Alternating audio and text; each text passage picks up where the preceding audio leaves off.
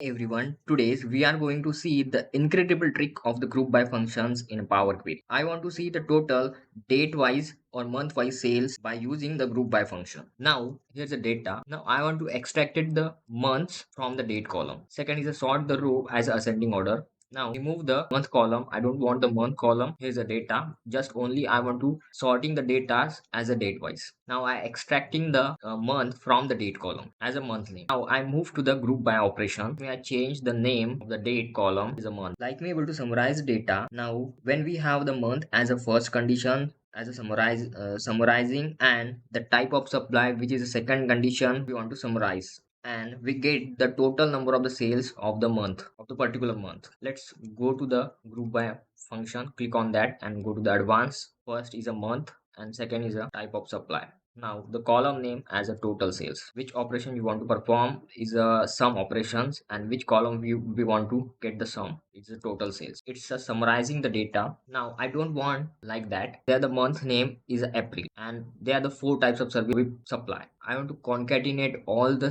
four services in the single row, which is April month. Similarly, there are the three services in the May, and I want to concatenate these are the three services in the single row. How do I do that? I want to change the m codes of the group by function and to perform the operation. I copy the code, paste it as a same, put the comma. There is no change in the output. We change the some m codes. I want to concatenate the type of supply column single row. I change the m codes like the Text.Combine, which is combine the text from which column, the type of supply, the comma, what is a separator, type is the text. Now all the services is concatenated in a single row. I don't want the type of supply column. Now I remove the column from.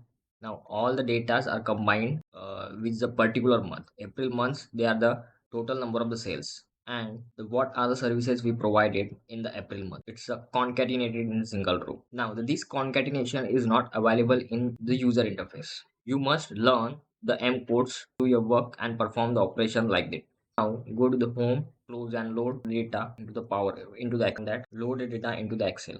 The every single month has a total number of the supply, the what are the services we provided in the particular month. Interesting things, the duplicate services in April month. I don't want the duplicate services. I go to the data query and connections query. I change the codes Text.Combine. I don't want the duplicate services from that column. I type the List.Distinct get all the unique value and remove all the duplicates from that particular column. Remove all the duplicates and get the unique services, and these are the trick you apply in your work to perform the operation. Thank you for watching this video.